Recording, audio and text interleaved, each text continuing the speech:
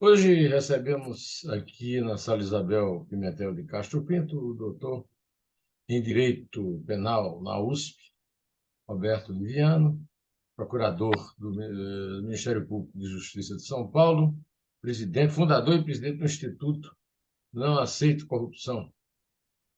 Ô, Roberto, li recentemente um depoimento seu a respeito dessa onda de covardia que está se abatendo sobre creches com crianças entre 4 e 7 anos de idade, porque são, evidentemente, desprotegidas, não recebem a proteção do Estado nem das escolas particulares e terminam sendo atingidas de forma violenta, criando grande,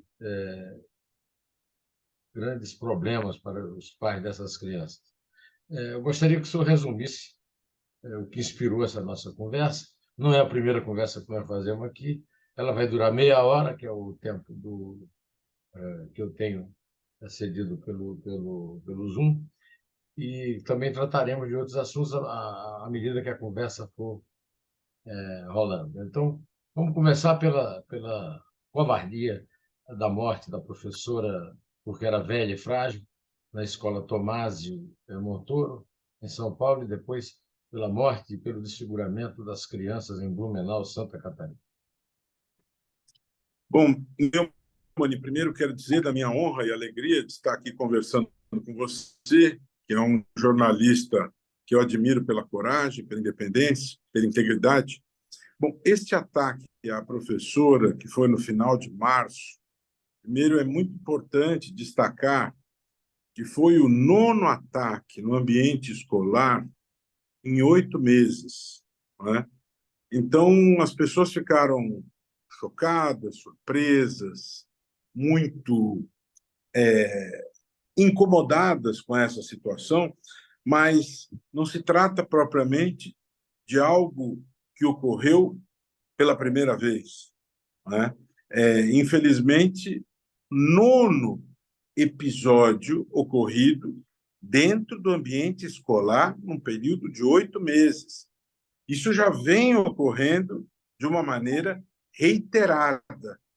Um adolescente, pouca idade, matou a professora dentro da própria escola, fazendo uso de faca, né? Algo absolutamente chocante, trágico, absolutamente violento, e como você bem destacou no início dessa nossa conversa, algo gritante até para todos nós e que merece algumas reflexões. Depois disso, em Blumenau, 4 crianças foram mortas numa creche por um rapaz de 25 anos. Ou seja, não se trata de um episódio isolado, né? Este é um primeiro ponto. Não é que ocorreu um fato que nunca havia ocorrido no nosso país. Isto vem acontecendo de maneira reiterada. E é óbvio, nós temos no Brasil milhares de ambientes como este, escolas públicas do Estado, do município, escolas particulares, creches. Esse é um grande desafio. Como vamos nos prevenir diante dessas situações, Neumann? Como que o Estado, como que os municípios, como que as escolas particulares vão antever estas situações? É literalmente impossível você ter a onipresença, a onisciência, a onipotência de você se acautelar em relação a tudo isso. Lógico que você pode tomar algumas medidas, algumas cautelas, e é necessário que elas sejam tomadas, mas isso mostra que nós estamos vivendo realmente uma situação muito grave, muito dramática, muito séria, né? Como lidar com isso? Nós precisamos nos prevenir dentro do possível. As pessoas, as escolas estão começando a se organizar, adotando algumas medidas preventivas. Eu vi alguns pronunciamentos importantes do ministro da Justiça, verba foi liberada para algumas medidas importantes, né? E tudo isso gera algumas lições, algumas reflexões importantes, e uma delas que eu humildemente tenho em relação a tudo isso, Neumann, nós estamos vivendo um tempo de ódio, de violência, que infelizmente foi cultivada nos últimos anos, né? As pessoas, nos últimos 4 anos, tiveram acesso muito fácil a armas, né? Em Sinop, no Mato Grosso, 7 pessoas foram mortas em 10 segundos. Um indivíduo foi morto porque ele ousou entrar num bar para olhar na televisão um lance de uma partida de futebol. Ele foi vítima de uma chacina no bar em que pessoas jogavam bilhar, não é? Então, isso é absolutamente inadmissível que nós tenhamos uma situação como essa, né? A pessoa o acaso, a vida dela está entregue ao acaso.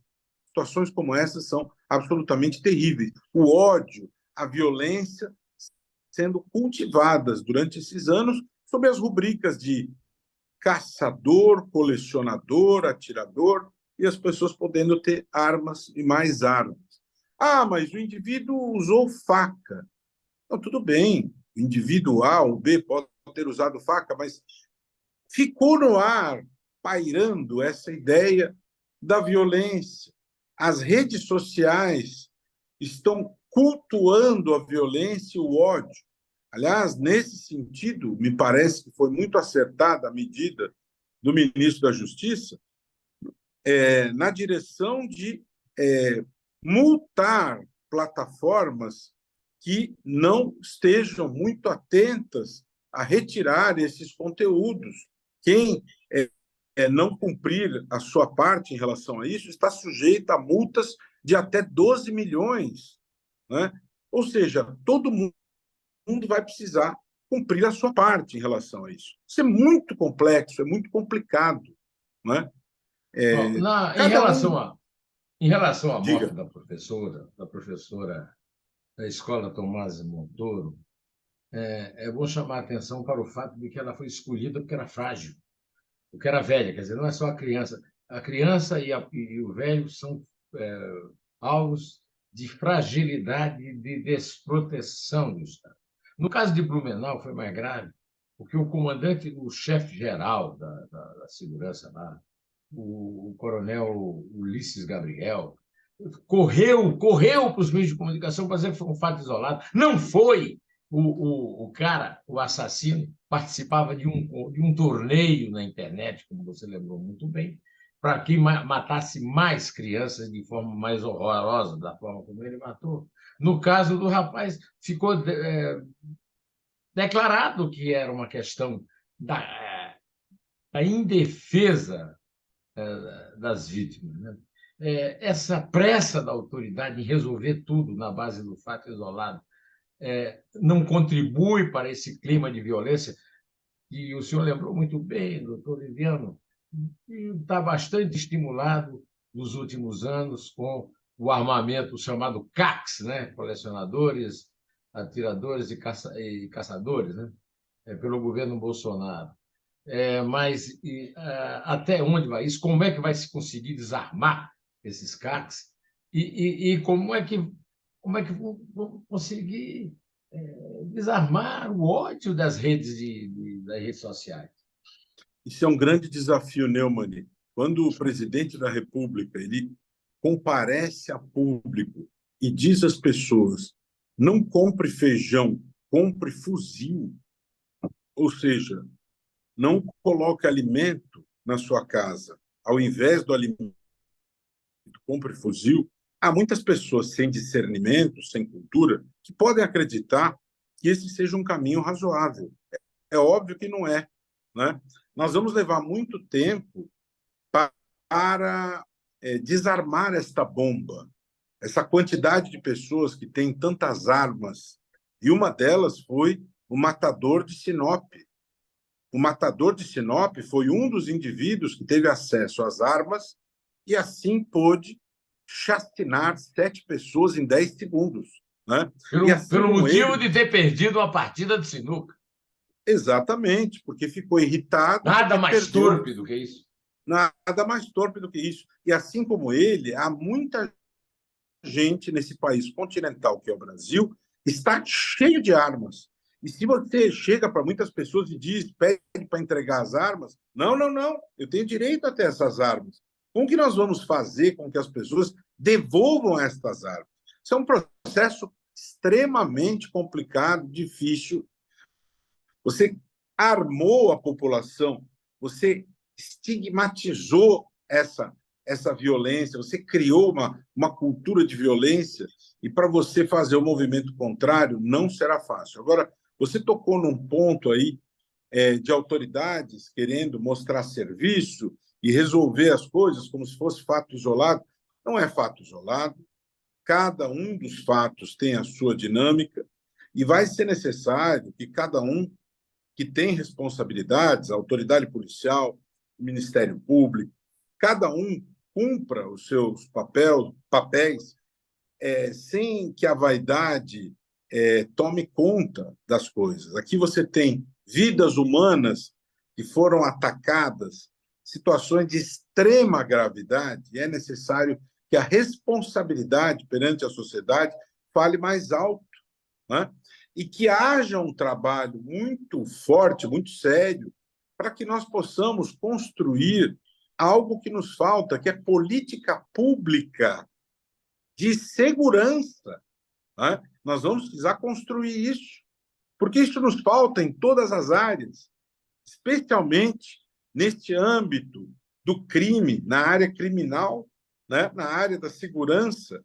E é necessário que todos deem as mãos, a Polícia Civil, junto com a Polícia Militar, junto com as guardas civis, não é? É necessário, no meu campo do combate à corrupção, o Brasil nunca teve uma política pública anticorrupção. O Brasil se ressente da falta de políticas públicas. Então, diante desse vácuo de políticas públicas, nós temos esta criminalidade.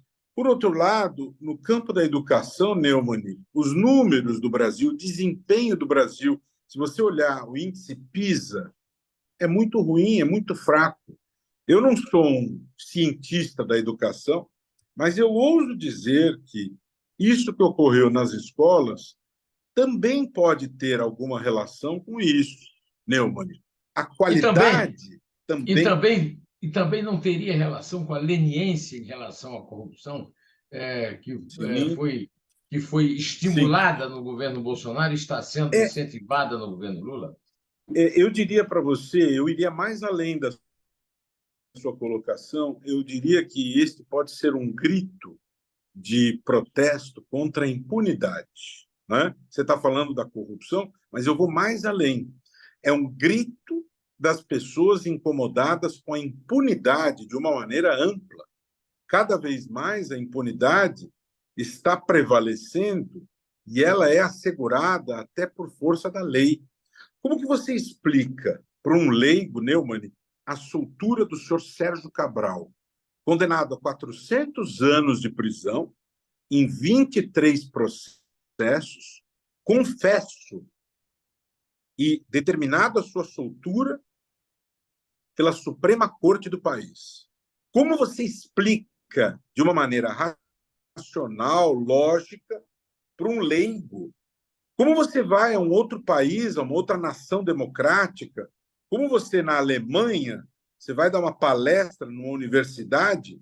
Como você explica, dentro da racionalidade, esta soltura do senhor Sérgio Cabral, tendo confessado a prática da corrupção, com 23 processos, condenado a 400 anos, e a Suprema Corte do nosso país determina a sua soltura? Não tem como explicar. Eu, como doutor em Direito pela USP, digo a você que não há como explicar. Não é razoável esta soltura. Não há como explicar isso. Né? Doutor Então, Liviano, as pessoas... Pois não. fale, por favor, complete. As pessoas começam a ficar o grau de indignação ele vai subindo, ele vai aumentando. As coisas não funcionam, os processos não vingam. Por que eu vou cumprir a lei se as pessoas que têm poder não cumprem a lei? Né? O sujeito até ontem era presidente do país e ele é pego em flagrante com histórias de joias, diamantes milionários, e quer vir com histórias da carochinha para justificar a posse dos diamantes. Né? E não vamos falar só dele. O atual presidente também tem muitas explicações. Até ontem criticava as questões da transparência, mas gasta valores com viagens e não quer dar explicações. Tem ministros envolvidos em práticas opacas e os mantém no governo. Não é? Então, veja, são situações que é muito difícil para o cidadão comum compreender e aceitar. Não é? Então, cada vez mais, a impunidade ela vai se consolidando como algo da realidade nacional. Não é? E o cidadão, por que ele tem que cumprir a lei se os detentores do poder não a cumprem? Não é? Esse rito da tramitação de medidas provisórias, sempre houve paridade entre a Câmara e o Senado. Por que o presidente da Câmara não quer cumprir a paridade, que é constitucional e regimental? São 12 senadores e 12 deputados. Por que o presidente da Câmara não quer cumprir a Constituição e o regimento comum das casas? Por que não quer cumprir? Está na Constituição, está no regimento comum. Vamos voltar ao caso da violência. O governador Ronaldo Caiado mandou prender os pais de um adolescente que tinha planejado um assalto violento na escola no estado dele. Os pais do Facínora, de 25 anos, que matou 4 crianças em Blumenau, tiveram que sair da cidade porque se sentiram ameaçados. Quer dizer, eu não estou discutindo a razão ou a desrazão disso. O que eu estou dizendo é que há um clima generalizado de ilegalidades, de incentivo à violência. Né? Qual é a possibilidade concreta de você resolver esse problema da criança indefesa, colocando um homem armado na porta de uma escola, como já foi sugerido pelo governador de São Paulo, ou através da vizinhança solidária, ou ainda de ter um botão de emergência? O que é que nós podemos fazer diante disso, doutor Liviano? Neumann, eu não acredito em fórmulas mágicas, não acredito em super-heróis com suas capas superpoderosas. Esse tipo de coisa, para mim, não resolve. Nós precisamos de medidas inteligentes, de planos estratégicos, de diálogo, né? De prevenção, e simplesmente colocar um homem armado na porta da escola. Primeiro, são milhares de escolas públicas, escolas particulares, do município, do estado. O governador do estado ele pode ter dito isso em relação às escolas do estado. Ele terá condições de colocar homens armados em todas as escolas do município do estado de São Paulo? Não sei se poderá cumprir isso. Existem municípios pobres no estado. Será que ele terá contingente para todos? Não é com a arma na cabeça que você vai resolver isso. E veja que o homem armado na porta da escola, ele não está presente dentro da escola, porque o atentado ele acontece em uma das salas de aula. A escola é grande e o atentado ocorre num determinado momento repentino. O homem armado na porta da escola, ele está atento ao que se passa na porta da escola, mas a escola é grande, tem centenas de alunos, tem várias salas de aula. Para que fosse eficiente, teria que haver homens armados em todas as salas de aula para que houvesse eficiência em relação a isso. Isso é impossível. por mais que houvesse esta boa vontade, é impossível que você tenha esta vigilância em todos os lugares. Eu tenho um pouco de preocupação com esses discursos, assim como já ouço algumas vozes defendendo a redução da idade de responsabilização penal. Isso me preocupa, né? Quando ocorrem atos violentos de adolescentes, volta e meia, a demagogia e o oportunismo levam a esse tipo de proposição, sem que haja nenhuma base científica para isso, porque se você olhar os números da Fundação Casa, esses números não sinalizam nesse sentido. Você tem muitos adolescentes que são retirados da internação antes de concluírem o período da internação. Não existe nenhuma base em estudos biológicos para mostrar que é necessário reduzir a idade de responsabilização de adolescentes. Isso não pode ser feito na base do achismo, na base da conversa de bar. Né? As pessoas têm todo o direito de querer frequentar bares, cada um escolhe o seu lazer da maneira que quiser. Mas não é assim que se muda a lei, não é assim que se muda a responsabilização penal de adolescentes. Existem trabalhos extraordinários, muito bem feitos pela Vara da Infância e Juventude, com promotores conscientes que fazem um trabalho extraordinário, assim como existem outros lugares em que esse trabalho não é bem feito. Então, você tem que fiscalizar esse trabalho, levá-lo a bom a solução. A solução é autoridades do executivo, do legislativo, do judiciário, trabalharem juntas. Nós temos um Conselho Nacional de Justiça, nós temos um Conselho Nacional do Ministério Público. Um dos papéis desses conselhos é o papel regulatório, né? Eu penso que esses conselhos devem priorizar a área da educação. Essa questão da segurança das escolas deve ser prioridade tanto do CNJ como do CNMP. Eu acho que os poderes devem trocar as informações, devem sentar na mesma mesa, devemos ter um fórum aí com trocas de informações e construir uma política pública enfatizando, Neumann, a prevenção, né? Não é o porrete, não é o porrete que resolve, é a prevenção. Nós temos que trabalhar com muita atenção nas redes sociais. Os adolescentes, os jovens, estão presentes de uma maneira maciça em redes sociais. E não é razoável que corra frouxo nas redes sociais a disseminação do ódio, né? Na rede social, você tem que ter o respeito às regras do jogo, né? Tem que haver conteúdos que sejam publicados com respeito à dignidade humana, né? Se uma plataforma não está cuidando disso, tem que ser multada de maneira rigorosa, de maneira séria, né?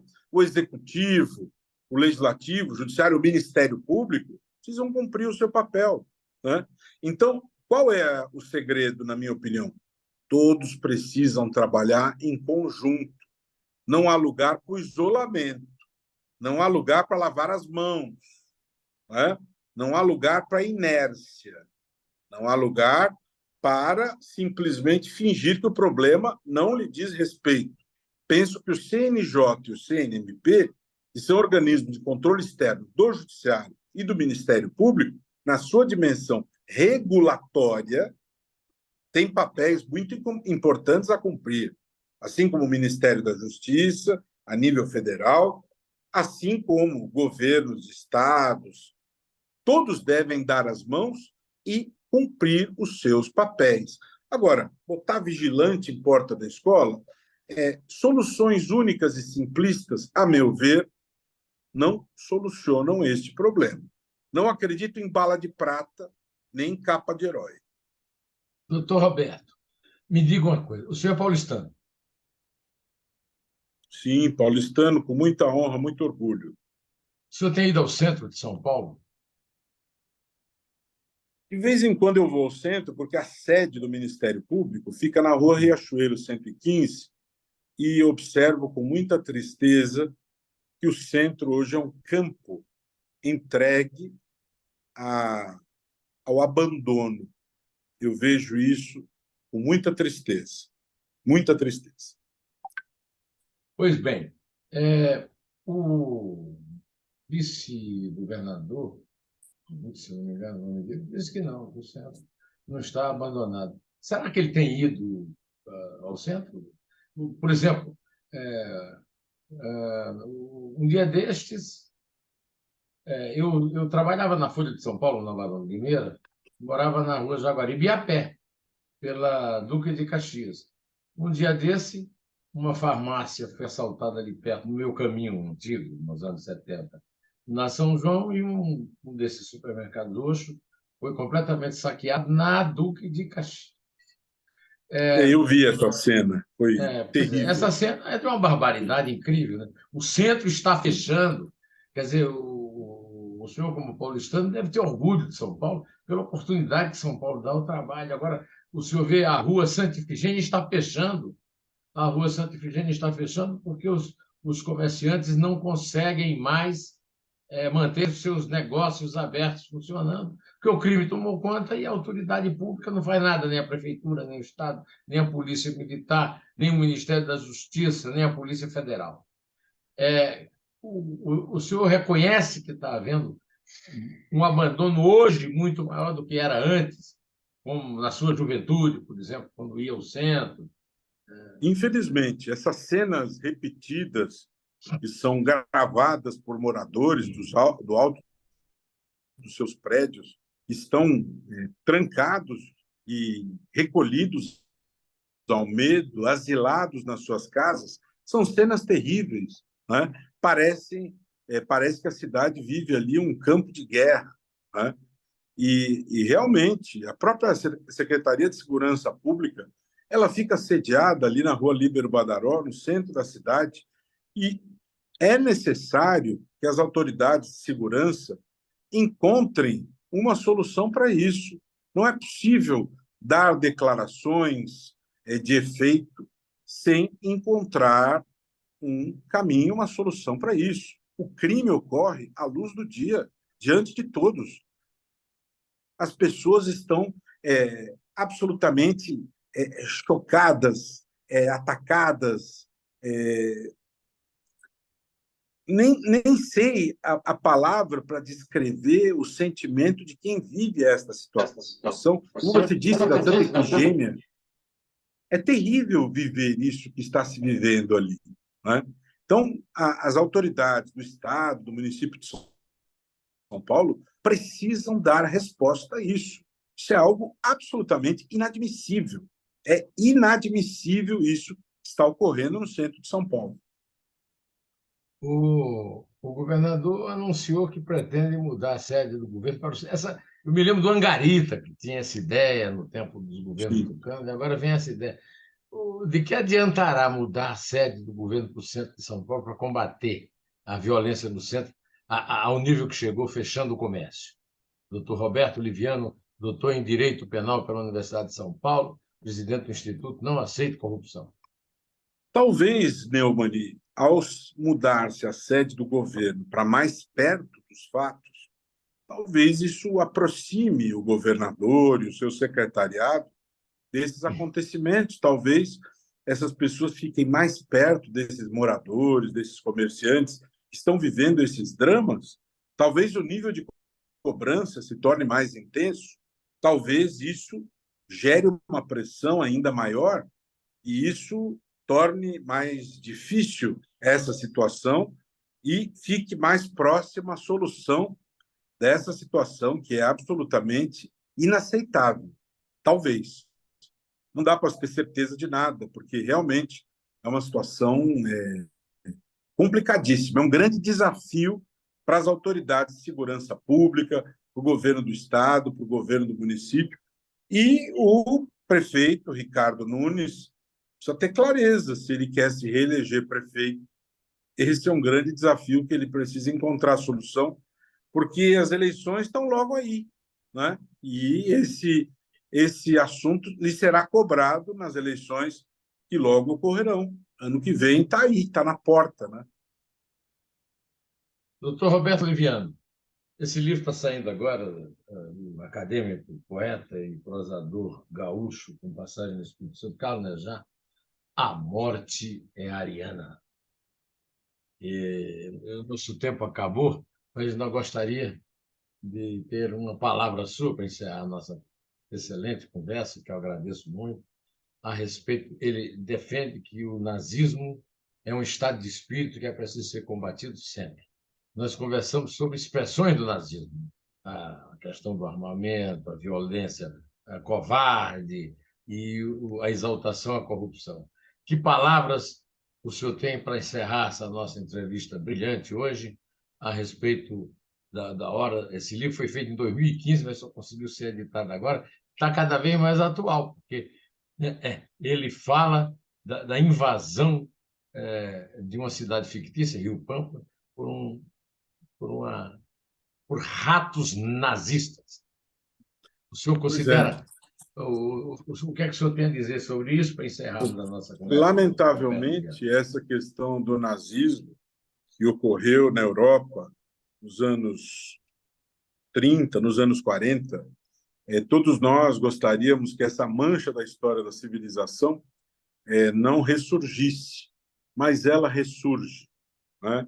Volta e meia nós temos manifestações em apoio ao nazismo, né? E é necessário manter muito viva a nossa memória para que isso não se repita, né? Então, que isto contribua para este reavivar permanente em relação a esta mancha tão grave na história da nossa civilização, para que isto não se repita jamais, né? Pessoas foram mortas pelo simples fato de serem judeus, né? Isso é absolutamente inadmissível. Uma grande honra para mim, mais uma vez, estar aqui conversando com você, grande jornalista que eu tanto admiro, Neumann. Mais uma perguntinha. Sempre à sua disposição. Só rapidinha. Ainda Claro. tem esperança? Ainda tem esperança de se combater a corrupção no Brasil? Neumann, eu sou um otimista inveterado. Eu não me permito desistir. Eu não me permito baixar a cabeça. Eu sempre procuro lutar e, ao dormir, eu sempre quero colocar a minha cabeça no travesseiro e dormir em paz, com a certeza de que fiz a minha parte. Espero poder continuar fazendo, todos os dias lutando o bom combate. Então, esperança eu tenho, mas é uma luta dificílima. Dificílima. O Brasil não é país para amadores. É difícil. Eu agradeço muito a grande contribuição que o Dr. Roberto Liviano, doutor em crime, né? Doutor Direito penal. Direito Penal na Universidade de São Paulo, presidente do Instituto Não Aceito Corrupção, membro do Ministério Público Estadual. É uma contribuição grande que ele traz para os nossos assinantes do canal José Neumann e Pinto, e tenho muito orgulho de trazê-lo sempre que é possível, e isso ele sempre me atende com muita lhaneza e com muita cordialidade. Obrigado, doutor Roberto, e vamos à luta. Vamos à luta sempre, amigo. Conte comigo. Forte abraço, parabéns pelo trabalho. Obrigado, parabéns também pelo seu trabalho. Estamos juntos.